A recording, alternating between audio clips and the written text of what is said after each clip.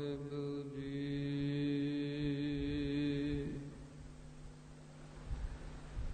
ਇੱਕ ਓੰਕਾਰ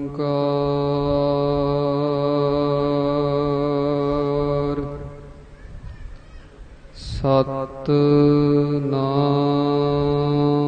ਕਰਤਾ ਪੁਰਖ ਨਿਰਭਉ ਨਿਰਵੈਰ ਅਕਾਲ ਮੂਰਤ ਅਜੂਨੀ ਸੈਭੰ ਗੁਰ ਪ੍ਰਸਾਦ ਜਪ ਆਦਿ ਸੱਚ ਜੁਗਾਦ ਸੱਚ ਹੈ ਭੀ ਸੱਚ ਨਾਨਕ ਹੋਸੀ ਭੀ ਸੱਚ ਜਿਨਾ ਸਾਸ ਗਿਰਾਸ ਨ ਵਿਸਰੈ ਹਰ ਨਾਮਾ ਮਨ ਮੰਤ ਧਨ ਸੇ ਸਈ ਨਾਨਕਾ ਪੂਰਨ ਸੋਈ ਸੰਤ ਸ੍ਰੀ ਗੁਰ ਸ਼ਬਦ ਕਮਾਏ ਜਿਨ ਜੀਤੇ ਪੰਚ ਵਿਕਾਰ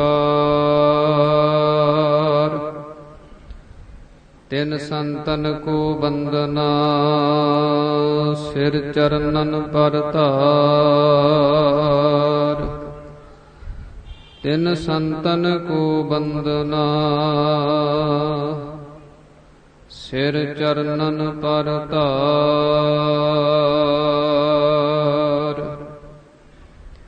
ਵਾਹਿਗੁਰੂ ਜੀ ਕਾ ਖਾਲਸਾ ਵਾਹਿਗੁਰੂ ਜੀ ਕੀ ਫਤਿਹ।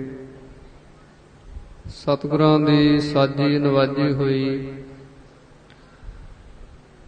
ਪਰਮ ਸਨਮਾਨ ਅਤੇ ਸਤਿਕਾਰਯੋਗ ਗੁਰੂ ਰੂਪ ਗੁਰੂ ਸਰੂਪ ਖਾਲਸਾ ਸਾਧ ਸੰਗਤ ਜੀਓ, ਅੰਤਰਜਾਮੀ ਗਰੀਬ ਨਵਾਜ ਅਕਾਲ ਪੁਰਖ ਪਰਮੇਸ਼ਰ ਵਾਹਿਗੁਰੂ ਜੀ ਦੀ ਅਤਿਅੰਤ ਕਿਰਪਾਲਤਾ ਰਹਿਮਤ ਬਖਸ਼ਿਸ਼ ਦੁਆਰਾ ਆਪਾਂ ਸਾਰੇ ਮਾਈ ਭਾਈ ਜੁਗੋ ਜੁਗ ਅਟਲ ਗੁਰਬਾਣੀ ਸਰੂਪ ਸਤਿਗੁਰੂ ਧੰਨ ਧੰਨ ਸਤਿਗੁਰੂ ਸ੍ਰੀ ਗੁਰੂ ਗ੍ਰੰਥ ਸਾਹਿਬ ਮਹਾਰਾਜ,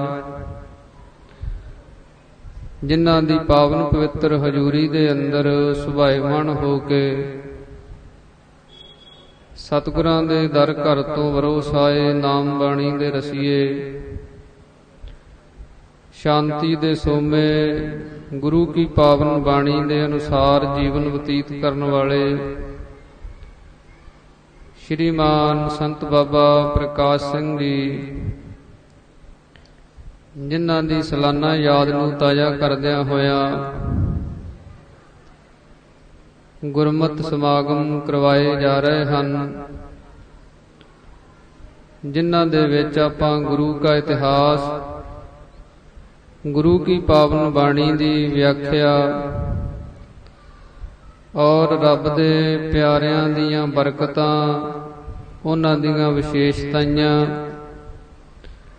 ਉਹਨਾਂ ਦੇ ਜੀਵਨ ਤੋਂ ਜੋ ਸੇਧਾਂ ਮਿਲਦੀਆਂ ਸਾਨੂੰ, ਉਹਨਾਂ ਬਾਰੇ ਸਰਵਣ ਕਰ ਰਹੇ ਹਾਂ। ਜਿਸ ਪ੍ਰਕਾਰ ਦਾਸ ਤੋਂ ਪਹਿਲਾਂ ਆਪ ਜੀ ਨੇ ਬਾਬਾ ਅਵਤਾਰ ਸਿੰਘ ਜੀ ਪਾਸੋਂ ਹਰ ਜਸ ਕੀਰਤਨ ਸਰਵਣ ਕੀਤਾ ਹੈ, ਤੇ ਨਾਲ ਹੀ ਧੰਨ ਗੁਰੂ ਰਾਮਦਾਸ ਮਹਾਰਾਜ ਜੀ ਦੇ ਦਰ ਘਰ ਦੀ ਵਡਿਆਈ ਕਿ ਧੰਨ ਧੰਨ ਰਾਮਦਾਸ ਗੁਰ ਜਿਨ ਸਿਰਿਆ ਤਿਨੈ ਸਵਾਰਿਆ, ਪੂਰੀ ਹੋਈ ਕਰਾਮਾਤ ਆਪ ਸਿਰਜਨਹਾਰੈ ਧਾਰਿਆ, ਸਿੱਖੀ ਅਤੇ ਸੰਗਤੀ ਪਾਰ ਬ੍ਰਹਮ ਕਰ ਨਮਸਕਾਰਿਆ। ਕਿ ਧੰਨ ਗੁਰੂ ਰਾਮਦਾਸ ਮਹਾਰਾਜ, ਜਿਨ੍ਹਾਂ ਨੂੰ ਸਿੱਖਾਂ ਨੇ, ਸੰਗਤਾਂ ਨੇ ਪਾਰ ਬ੍ਰਹਮ ਪਰਮੇਸ਼ਰ ਦਾ ਰੂਪ ਕਰਕੇ ਨਮਸਕਾਰ ਕੀਤੀ ਹੈ। ਤੇ ਜਿਸ ਨੇ ਵੀ ਕੀਤੀ ਹੈ ਉਹਦੇ ਇਹ ਸਰੀਰ ਦੇ ਰੋਗ, ਸਰੀਰ ਦੇ ਦੁੱਖ ਜਿੱਥੇ ਇਹ ਦੂਰ ਹੁੰਦੇ ਐ, ਉੱਥੇ ਧੰਨ ਗੁਰੂ ਰਾਮਦਾਸ ਮਹਾਰਾਜ ਜੀ ਦੀ ਪਾਵਨ ਬਾਣੀ ਦਾ ਹਰਿ ਜਸ ਕੀਰਤਨ ਸੁਣ ਕੇ ਮਨ ਦੇ ਜਿਹੜੇ ਰੋਗ ਹਨ ਉਹ ਵੀ ਦੂਰ ਹੁੰਦੇ ਐ। ਇਹ ਧੰਨ ਗੁਰੂ ਰਾਮਦਾਸ ਮਹਾਰਾਜ ਜੀ ਦਾ ਹੀ ਸਥਾਨ ਹੈ ਕਿ ਜਿਹੜਾ ਪ੍ਰਗਟ ਹੀ ਇੱਥੋਂ ਹੋਇਆ ਕਿ ਇੱਕ ਕੋੜੀ ਦਾ ਕੋੜ ਦੂਰ ਹੋਇਆ। ਬੀਬੀ ਰਜਨੀ ਦੀ ਕਥਾ ਆਪਾਂ ਸੁਣਦੇ ਆ ਕਿ ਉਹਦੇ ਪਤੀ ਦਾ ਕੋੜ ਠੀਕ ਹੋਇਆ ਤੇ ਸਥਾਨ ਪ੍ਰਗਟ ਹੋਇਆ। ਇਸ ਕਰਕੇ ਇਹ ਧੰਨ ਗੁਰੂ ਰਾਮਦਾਸ ਮਹਾਰਾਜ ਜੀ ਦੇ ਦਰ ਘਰ ਦੀ ਮਹਿਮਾ ਆਪ ਜੀ ਨੇ ਸਰਵਣ ਕੀਤੀ ਹੈ। ਸੋ ਆਓ ਆਪਾਂ ਜੋ ਮਹਾਂਪੁਰਸ਼ਾਂ ਦੀ ਬਰਸੀ ਦੇ ਸੰਬੰਧ ਦੇ ਵਿੱਚ ਜੁੜ ਬੈਠੇ ਹਾਂ, ਉਸ ਦੀ ਬਾਬਤ ਆਪ ਜੀ ਦੇ ਨਾਲ ਵਿਚਾਰਾਂ ਦੀ ਸਾਂਝ ਪਾਈਏ ਕਿ ਸਾਧੂ ਕਿਸ ਨੂੰ ਕਹਿੰਦੇ ਆ, ਸੰਤ ਦੀ ਪਰਿਭਾਸ਼ਾ ਕੀ ਹੈ, ਸਾਧੂ ਦੀ ਪੜ੍ਹਾਈ ਕੀ ਹੈ। ਸਤਿਗੁਰੂ ਜੀ ਆਪਣੀ ਪਾਵਨ ਬਾਣੀ ਦੇ ਅੰਦਰ ਸੰਤ ਦੇ ਲੱਛਣ ਦੱਸਦੇ ਆ ਕਿ ਜਿਹਦੇ ਅੰਦਰ ਇਹ ਗੁਣ ਹੁੰਦੇ ਐ, ਇਹ ਵਿਸ਼ੇਸ਼ਤਾਵਾਂ ਹੁੰਦੀਆਂ, ਜਿਹੜਾ ਇਹਨਾਂ ਗੁਣਾਂ ਨੂੰ ਧਾਰਨ ਕਰਦਾ ਉਹ ਸੰਤ ਹੈ। ਸਤਿਗੁਰੂ ਜੀ ਆਪਣੀ ਪਾਵਨ ਬਾਣੀ ਦੇ ਅੰਦਰ ਪਹਿਲੀ ਨਿਸ਼ਾਨੀ ਦੱਸਦੇ ਆ, ਆਠ ਪਹਿਰ ਨਿਕਟ ਕਰ ਜਾਣੈ। ਪਹਿਲੀ ਨਿਸ਼ਾਨੀ ਸੰਤ ਦੀ ਇਹ ਹੈ ਵੀ ਅੱਠੇ ਪਹਿਰ ਉਹ ਪਰਮੇਸ਼ਰ ਨੂੰ ਆਪਣੇ ਨੇੜੇ ਜਾਣਦਾ, ਅੰਗ ਸੰਗ ਜਾਣਦਾ। ਆਪਾਂ ਨਹੀਂ ਜਾਣਦੇ। ਆਪਾਂ ਜਦੋਂ ਗੁਰੂ ਕੇ ਦਰਬਾਰ ਦੇ ਵਿੱਚ ਆ ਉਦੋਂ ਹੀ ਚੇਤੇ ਰੱਖਦੇ ਆ ਕਿ ਪਰਮੇਸ਼ਰ ਹਾਜ਼ਰ ਨਾਜ਼ਰ ਹੈ। ਜਦੋਂ ਬਾਹਰ ਚਲੇ ਜਾਂਦੇ ਆ ਕੰਮਾਂ ਕਾਰਾਂ ਦੇ ਵਿੱਚ, ਉੱਥੇ ਨਹੀਂ ਕੋਈ ਯਾਦ ਰੱਖਦਾ। ਝੂਠ ਮਾਰਨ ਲੱਗਿਆ ਕੋਈ ਨਹੀਂ ਸੋਚਦਾ ਵੀ ਰੱਬ ਨੇੜੇ ਹੈ। ਕਿਸੇ ਨਾਲ ਠੱਗੀ ਮਾਰਨ ਵੇਲੇ ਚੇਤਾ ਨਹੀਂ ਆਉਂਦਾ ਵੀ ਰੱਬ ਨੇੜੇ ਹੈ, ਵੇਖਦਾ ਹੈ। ਜਿਵੇਂ ਕਿਸੇ ਸਾਧੂ ਦੀ ਇੱਕ ਸਾਖੀ ਆਉਂਦੀ ਹੈ ਕਿ ਉਹ ਮਹਾਤਮਾ ਦੇ 3 ਚੇਲੇ ਸਨ। ਜਦੋਂ ਮਹਾਤਮਾ ਦੇ ਸਰੀਰ ਦੀ ਜਿਹੜੀ ਅਵਸਥਾ ਸੀ ਉਹ ਬਿਰਧ ਹੋ ਗਈ, ਬਜ਼ੁਰਗ ਹੋ ਗਿਆ, ਅਖੀਰਲਾ ਸਮਾਂ ਨੇੜੇ ਆ ਗਿਆ ਤੇ ਉਹ ਮਹਾਤਮਾ ਨੇ ਸੋਚਿਆ ਵੀ ਹੁਣ ਇਹ 3 ਚੇਲਿਆਂ ਦੀ ਪਰਖ ਕੀਤੀ ਜਾਏ। ਜਿਹੜਾ ਇਹਨਾਂ ਦੇ ਵਿੱਚ ਸਹੀ ਹੋਏਗਾ, ਪੂਰਾ ਹੋਏਗਾ, ਉਸੇ ਨੂੰ ਆਪਾਂ ਜ਼ਿੰਮੇਵਾਰੀ ਸੇਵਾ ਸੰਭਾਲ ਜਿਹੜੀ ਸੌਂਪ ਦਿਆਂਗੇ।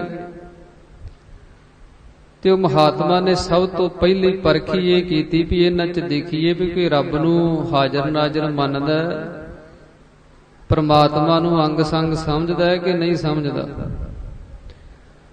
ਉਹ ਮਹਾਤਮਾ ਨੇ ਕੀ ਕੀਤਾ, ਚੇਲਿਆਂ ਨੂੰ ਸੱਦਿਆ, ਕਹਿਣ ਲੱਗਿਆ ਵੀ 3 ਮੁਰਗੀਆਂ ਲੈ ਕੇ ਆਓ। ਉਹ ਚੇਲੇ 3 ਮੁਰਗੀਆਂ ਲੈ ਆਏ ਤੇ ਉਹ ਮਹਾਤਮਾ ਕਹਿਣ ਲੱਗੇ ਵੀ ਇਹਨਾਂ ਨੂੰ ਲੈ ਜਾਓ, ਇਹਨਾਂ ਨੂੰ ਤੁਸੀਂ ਉੱਥੇ ਜਾ ਕੇ ਮਾਰਨਾ ਜਿੱਥੇ ਤੁਹਾਨੂੰ ਕੋਈ ਨਾ ਦੇਖਦਾ ਹੋਵੇ। ਕਿ ਜਦੋਂ ਇਹਨਾਂ ਦੀ ਧੌਣ ਮਰੋੜਨੀ ਹੈ ਨਾ ਤੇ ਇਹ ਤੁਸੀਂ ਦੇਖਣਾ ਵੀ ਤੁਹਾਨੂੰ ਕੋਈ ਦੇਖਦਾ ਤੇ ਨਹੀਂ, ਐਸੀ ਜਗ੍ਹਾ ਤੇ ਜਾ ਕੇ ਮਾਰ ਕੇ ਲੈ ਆਓ, ਫਿਰ ਦੇਖਾਂਗੇ। ਉਹ ਜਿਹੜਾ ਪਹਿਲਾ ਚੇਲਾ ਸੀ ਉਹ ਡੇਰੇ ਤੋਂ ਬਾਹਰ ਗਿਆ ਤੇ ਉਹਨੇ ਵੇਖਿਆ ਵੀ ਹੁਣ ਗਲੀ 'ਚ ਕੋਈ ਨਹੀਂ ਵੇਖਦਾ ਆਸੇ ਪਾਸੇ, ਉੱਥੇ ਹੀ ਉਹਨੇ ਉਹਦੀ ਧੌਣ ਮਰੋੜੀ ਤੇ ਲੈ ਆਇਆ। ਕਹਿੰਦਾ ਜੀ ਆ ਛੇਤੀ ਆ ਗਿਆ, ਮੈਨੂੰ ਕਿਸੇ ਨੇ ਨਹੀਂ ਵੇਖਿਆ। ਜਿਹੜਾ ਦੂਸਰਾ ਸੀ ਉਹ ਪਿੰਡ ਤੋਂ ਬਾਹਰ ਚਲੇ ਗਿਆ, ਖੇਤਾਂ 'ਚ ਚਲੇ ਗਿਆ। ਉੱਥੇ ਜਾ ਕੇ ਜਦੋਂ ਵੇਖਿਆ ਵੀ ਹੁਣ ਕੋਈ ਨਹੀਂ ਵੇਖਦਾ, ਉੱਥੇ ਉਹਨੂੰ ਧੌਣ ਮਰੋੜੀ ਮਾਰ ਕੇ ਲੈ ਆਇਆ। ਜਿਹੜਾ ਤੀਸਰਾ ਸੀ ਉਹ ਤੁਰਿਆ ਗਿਆ, ਖੇਤ ਲੰਘ ਗਿਆ, ਹੋਰ ਅੱਗੇ ਚਲੇ ਗਿਆ। ਉਹ ਜਦੋਂ ਉਹਨੂੰ ਵੇਖਣ ਲੱਗੇ, ਉਹਨੂੰ ਮਾਰਨ ਲੱਗੇ ਤੇ ਉਹਦੇ ਮਨ 'ਚ ਖਿਆਲ ਆਵੇ ਵੀ ਸਾਧੂ ਕਹਿੰਦਾ ਸੀਗਾ ਵੀ ਉੱਥੇ ਮਾਰਨਾ ਜਿੱਥੇ ਕੋਈ ਨਾ ਦੇਖੇ, ਵੀ ਜਿਹਨੂੰ ਮੈਂ ਮਾਰ ਰਿਹਾ ਉਹ ਤੇ ਮੈਨੂੰ ਦੇਖ ਹੀ ਰਿਹਾ। ਬੰਦਾ ਇੱਥੇ ਚਲੋ ਨਹੀਂ ਹੈ ਕੋਈ ਭਾਵੇਂ ਨੇੜੇ, ਪਰ ਜਿਹਨੂੰ ਮਾਰਨ ਲੱਗਿਆ ਉਹਦੀਆਂ ਤੇ ਅੱਖਾਂ ਹੈ। ਉਹ ਤੇ ਮੈਨੂੰ ਦੇਖਦਾ ਹੀ ਹੈ ਨਾ, ਇਹ ਵੀ ਜੀ ਹੈ ਰੱਬ ਦਾ। ਉਹਦੇ ਦਿਮਾਗ ਦੇ ਵਿੱਚ ਉਹ ਗੱਲ ਆਵੇ ਵਾਰ-ਵਾਰ, ਉਹ ਵਾਪਸ ਮੋੜ ਆਇਆ। ਤੇ ਉਹਨੇ ਜਦੋਂ ਸਾਰੀ ਗੱਲ ਦੱਸੀ ਕਿ ਮਹਾਤਮਾ ਜੀ ਕੋਈ ਐਸੀ ਜਗ੍ਹਾ ਨਹੀਂ ਜਿੱਥੇ ਵੀ ਲੈ ਕੇ ਜਾਂਦਾ ਸਾਂ ਚੰਦ ਤੇ ਸੂਰਜ ਵੇਖਦੇ ਐ, ਸੂਰਜ ਸਿਰ ਤੇ ਖੜਾ ਗਵਾਹੀ ਭਰ ਰਿਹਾ ਵੀ ਤੂੰ ਆਹ ਕੀਤਾ। ਸਤਿਗੁਰਾਂ ਦੀ ਪਾਵਨ ਬਾਣੀ ਇਹ ਬਚਨ ਕਰਦੀ ਹੈ ਕਿ ਇਨਸਾਨ ਜਦੋਂ ਕੋਈ ਮਾੜਾ ਕੰਮ ਕਰਦਾ ਤੇ ਸੋਚਦਾ ਵੀ ਕੋਈ ਨਹੀਂ ਵੇਖਦਾ, ਪਰ ਸਤਿਗੁਰੂ ਜੀ ਕਹਿੰਦੇ ਅੱਗੋਂ ਦੇਖੈ ਪਿੱਛੋਂ ਦੇਖੈ ਤਿਸ ਤੇ ਕਿਆ ਛੁਪਾਈ। ਉਹ ਪ੍ਰਮਾਤਮਾ ਤੋਂ ਤੇ ਕੋਈ ਨਹੀਂ ਕੋਈ ਲੁਕਾ ਸਕਦਾ, ਛੁਪਾ ਨਹੀਂ ਸਕਦਾ। ਉਹ ਮਹਾਤਮਾ ਕਹਿਣ ਲੱਗੇ ਵੀ ਤੂੰ ਸਹੀ ਹੈ, ਪਰਖ ਦੇ ਵਿੱਚ ਪੂਰਾ ਹੈ, ਤੂੰ ਪਰਮੇਸ਼ਰ ਨੂੰ ਹਾਜ਼ਰ ਨਾਜ਼ਰ ਸਮਝਦਾ ਹੈ। ਸਾਧੂ ਦੀ ਪਹਿਲੀ ਨਿਸ਼ਾਨੀ ਇਹ ਹੈ ਆਠ ਪਹਿਰ ਨਿਕਟ ਕਰ ਜਾਣਾ ਹੈ। ਦੂਸਰੀ ਨਿਸ਼ਾਨੀ ਕੀ ਹੈ? ਪ੍ਰਭ ਕਾ ਕੀਆ ਮੀਠਾ ਮੰਨਣਾ। ਜੋ ਪਰਮੇਸ਼ਰ ਦੇ ਹੁਕਮ ਦੇ ਵਿੱਚ ਹੋ ਰਿਹਾ ਉਹਨੂੰ ਮਿੱਠਾ ਕਰਕੇ ਮੰਨਦਾ ਸਾਧੂ। ਕਦੇ ਰੱਬ ਨੂੰ ਲਾਂਭੇ ਨਹੀਂ ਦਿੰਦਾ ਵੀ ਦੁੱਖ ਆ ਗਿਆ ਮੇਰੇ ਤੇ, ਇਹ ਸਰੀਰ ਮੇਰੇ ਨੂੰ ਰੋਗ ਲਾ ਦਿੱਤੇ ਆ, ਤੂੰ ਆਹ ਕਰ ਦਿੱਤਾ ਜਿਵੇਂ ਲੋਕ ਕਰਦੇ। ਰੱਬ ਦਾ ਪਿਆਰਾ ਬੰਦਗੀ ਕਰਨ ਵਾਲਾ ਚਾਹੇ ਬੰਦ ਕਟਿਆ ਜਾਏ ਉਹਦਾ, ਚਾਹੇ ਉਹ ਉਬਲਦੀਆਂ ਦੇਗਾਂ 'ਚ ਰਿੱਝ ਜਾਏ, ਆਰੇ ਨਾਲ ਦੋ ਫਾੜ ਹੋ ਜਾਏ, ਪਰ ਰੱਬ ਨੂੰ ਲਾਂਭਾ ਨਹੀਂ ਦਿੰਦਾ ਵੀ ਤੂੰ ਮਾੜਾ ਕੀਤਾ, ਕਿਉਂਕਿ ਪਰਮੇਸ਼ਰ ਦੇ ਕੀਤੇ ਨੂੰ ਮਿੱਠਾ ਕਰਕੇ ਮੰਨਦਾ। ਪ੍ਰਭ ਕਾ ਕੀਆ ਮੀਠਾ ਮਨ ਹੈ। ਅਗਲੀ ਨਿਸ਼ਾਨੀ ਕੀ ਹੈ? ਏਕ ਨਾਮ ਸੰਤਨ ਆਧਾਰ, ਹੋਏ ਰਹੇ ਸਭ ਕੀ ਪਗਸ਼ਾਰ। ਸਾਧੂ ਜਿਹੜਾ ਉਹਨੂੰ ਨਾਮ ਦਾ ਆਸਰਾ ਹੁੰਦਾ, ਨਾਮ ਦਾ ਆਧਾਰ ਹੁੰਦਾ, ਤੇ ਹੋਏ ਰਹੇ ਸਭ ਕੀ ਪਗਸ਼ਾਰ, ਸਭ ਦੀ ਚਰਨ ਧੂੜ ਬਣ ਕੇ ਰਹਿੰਦਾ। ਸਾਧੂ ਦੀ ਵਡਿਆਈ, ਸਾਧੂ ਦੀ ਮਹਿਮਾ ਦੇ ਪਿੱਛੇ ਕਾਰਨ ਕੀ ਹੁੰਦਾ ਹੈ? ਸਤਿਗੁਰੂ ਜੀ ਪਾਵਨ ਬਾਣੀ ਅੰਦਰ ਬਚਨ ਕਰਦੇ ਆ ਕਿ ਰੱਬ ਦੇ ਪਿਆਰਿਆਂ ਦੇ ਕਿਉਂ ਮੇਲੇ ਲੱਗਦੇ ਆ, ਉਹਨਾਂ ਦੀਆਂ ਯਾਦਾਂ ਕਿਉਂ ਮਨਾਈਆਂ ਜਾਂਦੀਆਂ। ਹੋਰ ਇੰਨੀ ਦੁਨੀਆ ਜਾਂਦੀ ਹੈ ਸੰਸਾਰ ਤੋਂ, ਕੌਣ ਯਾਦ ਕਰਦਾ? ਇੱਕ ਰੱਬ ਦੇ ਪਿਆਰਿਆਂ ਦੇ ਕਿੱਡੇ ਕਿੱਡੇ ਵੱਡੇ ਮੇਲੇ ਲੱਗ ਜਾਂਦੇ ਆ। ਸੰਤ ਬਾਬਾ ਅਤਰ ਸਿੰਘ ਜੀ ਮਹਾਰਾਜ ਕਿੰਨੇ ਸਾਲ ਹੋ ਗਏ, ਭੁੱਲਿਆ ਕੋਈ ਉਹਨਾਂ ਨੂੰ? ਕੋਈ ਨਹੀਂ ਭੁੱਲ ਸਕਦਾ। ਤੇ ਸਤਿਗੁਰੂ ਜੀ ਕਹਿੰਦੇ ਸਾਧੂ ਦੀ ਵਡਿਆਈ ਦੀ ਪਿੱਛੇ ਕਾਰਨ ਇਹੀ ਹੁੰਦਾ, ਸਾਧ ਕੀ ਸੋਭਾ ਆਤਮ ਸਕੀਨੀ, ਸੰਤ ਵਡਾਈ ਹਰਿ ਜਸ ਦੀਨੀ। ਕਿ ਅੱਤ ਦੀ ਜਿਹੜੀ ਨਿਮਰਤਾ ਹੈ, ਅੱਤ ਦੀ ਜਿਹੜੀ ਗਰੀਬੀ ਹੈ, ਉਹੀ ਸਾਧੂ ਦੀ ਵਡਿਆਈ ਦਾ ਕਾਰਨ ਬਣਦੀ ਹੈ। ਹਰ ਕੋਈ ਕਹਿੰਦਾ ਕਿ ਇਹ ਸ਼ਾਂਤ ਨੇ, ਇਹਨਾਂ ਦੇ ਵਿੱਚ ਨਿਮਰਤਾ ਹੈ। ਗਰੀਬੀ ਗਦਾ ਹਮਾਰੀ, ਖੰਨਾ ਸਗਲ ਰੇਣ ਸ਼ਾਰੀ, ਇਸ ਅੱਗੇ ਕੋ ਨਾ ਟਕੇ ਵਿਕਾਰੀ। ਕੋਈ ਵਿਕਾਰ ਟਿਕਦਾ ਹੀ ਨਹੀਂ ਗਰੀਬੀ ਅੱਗੇ। ਜਿਹੜਾ ਨਿਮਰਤਾ 'ਚ ਰਹਿੰਦਾ ਉਹਨੂੰ ਹੰਕਾਰ ਨਹੀਂ ਫੁਰਦਾ, ਉਹਨੂੰ ਆਪਣੇ ਸਰੀਰ ਦਾ ਹੰਕਾਰ ਨਹੀਂ, ਮਾਇਆ ਦਾ ਹੰਕਾਰ ਨਹੀਂ, ਧਨ ਦਾ ਹੰਕਾਰ ਨਹੀਂ, ਘਰ-ਬਾਰ ਦਾ ਹੰਕਾਰ ਨਹੀਂ।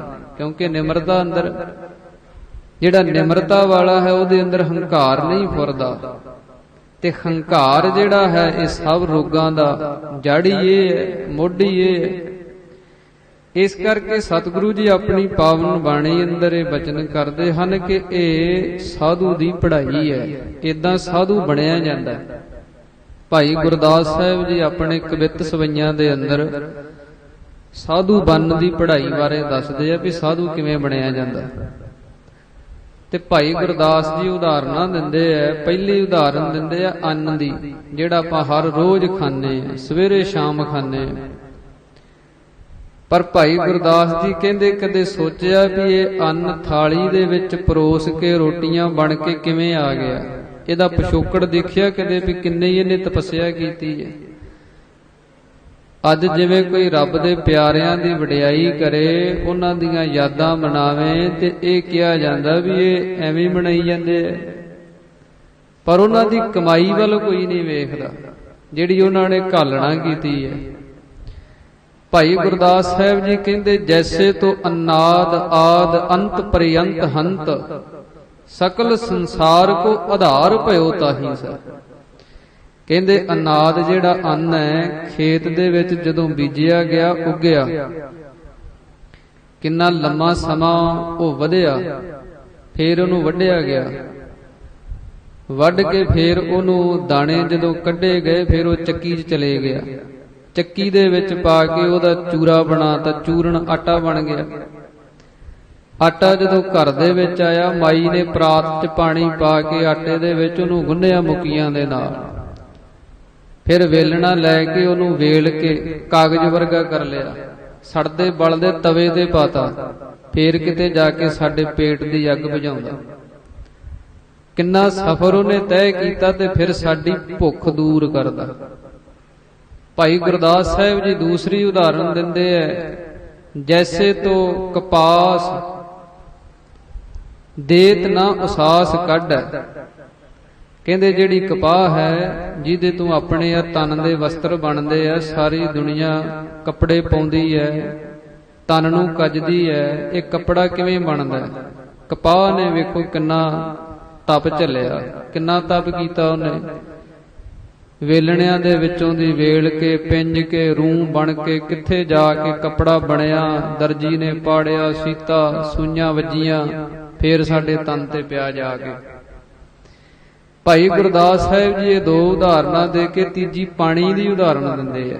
ਜੈਸੇ ਆਪਾ ਖੋਏ ਜਲ ਮਿਲੇ ਸਭ ਵਰਨ ਮੈਂ, ਖੱਗ ਮ੍ਰਿਗ ਮਾਨਸ ਤ੍ਰਿਪਤ ਗਤ ਜਾਹੀ ਸੈ। ਪਾਣੀ ਭਾਈ ਗੁਰਦਾਸ ਸਾਹਿਬ ਜੀ ਕਹਿੰਦੇ ਕਦੇ ਹੰਕਾਰ ਨਹੀਂ ਕਰਦਾ। ਜੇ ਪਾਣੀ 'ਚ ਨੀਲਾ ਰੰਗ ਪਾ ਦਿਓ ਨੀਲਾ ਬਣ ਜਾਂਦਾ, ਲਾਲ ਪਾ ਦਿਓ ਲਾਲ ਬਣ ਜਾਂਦਾ। ਕਦੇ ਨਹੀਂ ਕਹਿੰਦਾ ਵੀ ਨੀਲਾ ਕਿਉਂ ਪਾਤਾ, ਲਾਲ ਕਿਉਂ ਪਾਤਾ। ਜਿੱਦਾਂ ਦਾ ਰੰਗ ਪਾਓ ਉਦਾਂ ਦਾ ਹੀ ਬਣ ਜਾਂਦਾ।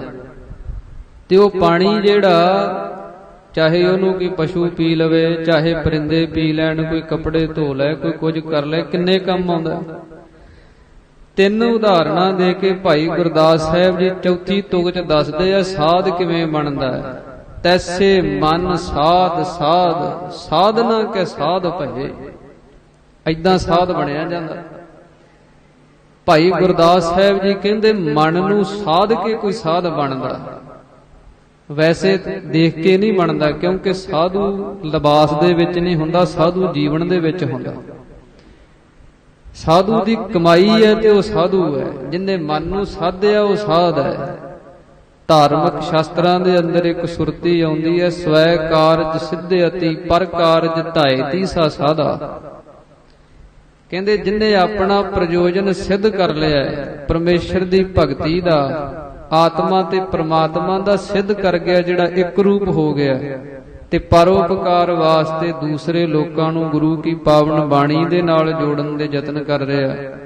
ਕਿਸੇ ਨੂੰ ਕਿਸੇ ਰੂਪ ਦੇ ਵਿੱਚ ਕਹਿ ਰਿਹਾ ਵੀ ਤੂੰ ਇੰਨੀ ਬਾਣੀ ਪੜ੍ਹ ਲੈ ਤੇਰਾ ਭਲਾ ਹੋ ਜਾਏਗਾ, ਗੁਰੂ ਕਰਾ ਕੇ ਸੇਵਾ ਕਰ ਲੈ ਤੇਰਾ ਭਲਾ ਹੋ ਜਾਏਗਾ, ਮੂਲ ਮੰਤਰ ਦੇ ਇੰਨੇ ਪਾਠ ਕਰ ਲੈ ਤੇਰਾ ਭਲਾ ਹੋ ਜਾਏਗਾ। ਇਹ ਪਰਉਪਕਾਰ ਹੈ ਸਾਧੂ ਦਾ। ਜਿਹੜਾ ਇਹ ਕਾਰਜ ਕਰ ਰਿਹਾ ਉਹ ਸਾਧ ਹੈ। ਭਾਈ ਗੁਰਦਾਸ ਸਾਹਿਬ ਜੀ ਨੇ ਸਾਧੂ ਦੇ ਲੱਛਣ ਦੱਸੇ।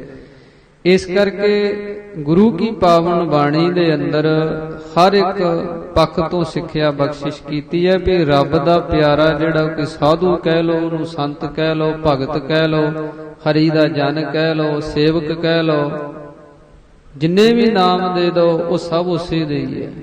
ਹਰਜੂ ਆਪਣੀ ਵਡਿਆਈ ਭਾਵ ਦੀ ਜਨ ਕਾ ਜੈਕਾਰ ਕਰਾਈ। ਜਦੋਂ ਰੱਬ ਨੂੰ ਆਪ ਦੀ ਵਡਿਆਈ ਕਰਾਉਣ ਦੀ ਇੱਛਾ ਹੋਵੇ ਤਾਂ ਆਪਣੇ ਭਗਤਾਂ ਦੀ ਜੈ ਜੈਕਾਰ ਕਰਾਉਂਦਾ। ਭਗਤਾਂ ਦਾ ਜੀਵਨ ਪੜ੍ਹੋ। ਗੁਰੂ ਗ੍ਰੰਥ ਸਾਹਿਬ ਮਹਾਰਾਜ ਜੀ ਦੇ ਅੰਦਰ ਭਗਤ ਨਾਮਦੇਵ ਜੀ ਦਾ, ਭਗਤ ਰਵਿਦਾਸ ਸਾਹਿਬ ਜੀ ਦਾ, ਭਗਤ ਕਬੀਰ ਸਾਹਿਬ ਜੀ ਦਾ, ਤੇ ਉਹਨਾਂ ਦੇ ਜੀਵਨ ਦੇ ਵਿੱਚ ਹਰੇਕ ਭਗਤ ਦੇ ਜੀਵਨ ਦੇ ਵਿੱਚ ਇਹ ਗੱਲ ਆਉਂਦੀ ਹੈ ਵੀ ਉਹਨਾਂ ਤੇ ਦੁੱਖ ਬੜਾ ਆ। ਜੇ ਭਗਤ ਕਬੀਰ ਸਾਹਿਬ ਜੀ ਦਾ ਜੀਵਨ ਵੇਖੀਏ ਤੇ ਹੱਥ ਪੈਰ ਬੰਨ੍ਹ ਕੇ ਤੇ ਗੰਗਾ 'ਚ ਸੁੱਟਤਾ ਵੀ ਆਪੇ ਡੁੱਬ ਜਾਣਗੇ, ਪਰ ਉੱਥੇ ਸੰਗਲ ਟੁੱਟ ਗਏ, ਜੰਜੀਰਾਂ ਟੁੱਟ ਗਈਆਂ, ਤੇ ਗੰਗਾ ਦੀਆਂ ਲਹਿਰਾਂ ਤੇ ਭਗਤ ਕਬੀਰ ਸਾਹਿਬ ਜੀ ਤਰਦੇ ਜਾਂਦੇ। ਜੇ ਭਗਤ ਰਵਿਦਾਸ ਸਾਹਿਬ ਜੀ ਦਾ ਜੀਵਨ ਦੇਖੋ, ਉਹਨਾਂ ਦੇ ਜੀਵਨ ਦੇ ਵਿੱਚ ਭਗਤ ਨਾਮਦੇਵ ਜੀ ਨੂੰ ਬੰਨ੍ਹ ਕੇ ਹਾਥੀ ਅੱਗੇ ਸੁੱਟਤਾ। ਭਗਤਾਂ ਦੇ ਜੀਵਨ ਦੇ ਵਿੱਚ ਦੁੱਖ ਕਿਉਂ ਆਉਂਦੇ ਆ? ਉਹ ਰੱਬ ਪਰਮੇਸ਼ਰ ਵਾਹਿਗੁਰੂ ਅਕਾਲ ਪੁਰਖ ਇਸ ਸੰਸਾਰ ਦੇ ਜੀਵਾਂ ਨੂੰ ਸਿੱਖਿਆ ਦੇਣੀ ਚਾਹੁੰਦਾ ਹੈ ਕਿ ਭਗਤ ਵੇਖੋ, ਸਾਨੂੰ ਮੜਾ ਜਿਹਾ ਦੁੱਖ ਆ ਜਾਏ ਤੇ ਅਸੀਂ ਕਹਿੰਦੇ ਆ ਵੀ ਆਹ ਹੋ ਗਿਆ, ਆਹ ਹੋ ਗਿਆ। ਭਗਤ ਵੇਖੋ ਕਿੱਥੇ ਜਾ ਕੇ ਇੰਨੇ ਤਸੀਹੇ ਝੱਲ ਕੇ ਵੀ ਰੱਬ ਨੂੰ ਨਹੀਂ ਛੱਡਦੇ ਤੇ ਰੱਬ ਉਹਨਾਂ ਦੀ ਬੋੜੀ ਕਰਦਾ। ਹਰ ਜੁਗ ਜੁਗ ਭਗਤੂ ਪਾਇਆ ਪੈਜ ਰਖਦਾ ਆਇਆ RAM ਰਾਜੇ। ਹਰਨਾਕਸ ਦੁਸ਼ਟ ਹਰ ਮਾਰਿਆ ਪ੍ਰਹਿਲਾਦ ਤਰਾਇਆ। ਅਹੰਕਾਰੀਆਂ ਨਿੰਦਕਾਂ ਪਿੱਠ ਦੇ ਨਾਮ ਦਿਓ ਮੁਖ ਲਾਇਆ। ਇਸ ਕਰਕੇ ਸਤਿਗੁਰੂ ਜੀ ਆਪਣੀ ਪਾਵਨ ਬਾਣੀ ਅੰਦਰ ਇਹ ਬਚਨ ਕਰਦੇ ਆ ਕਿ ਸਾਧੂ ਦੇ ਜੀਵਨ ਤੋਂ ਸੇਧ ਲਈਏ, ਸਾਧੂ ਦੇ ਜੀਵਨ ਤੋਂ ਸਿੱਖਿਆ ਲਈਏ ਵੀ ਜਿਵੇਂ ਉਹਨਾਂ ਨੇ ਕਮਾਈ ਕੀਤੀ ਹੈ, ਨਾਮ ਦੀ ਕਮਾਈ ਕੀਤੀ ਹੈ, ਬੰਦਗੀ ਕੀਤੀ ਹੈ, ਤੇ ਉਹਨਾਂ ਦੀ ਯਾਦ ਅੱਜ ਮਨਾਈ ਜਾ ਰਹੀ ਹੈ। ਇਸ ਕਰਕੇ ਸੰਸਾਰ ਦੇ ਅੰਦਰ ਨਾਮ ਰਹਿਓ, ਸਾਧੂ ਰਹਿਓ, ਰਹਿਓ ਗੁਰੂ ਗੋਬਿੰਦ। ਸੰਸਾਰ ਦੇ ਅੰਦਰ ਆਪਣੇ ਵਾਜੇ ਵਜਾ ਕੇ ਜਾਣ ਵਾਲੇ ਬੜੇ ਐ, ਰਾਜੇ ਮਹਾਰਾਜੇ ਪਤਾ ਹੀ ਨਹੀਂ ਕਿਤਨੇ ਕੁ ਹੋ ਚਲੇ ਗਏ।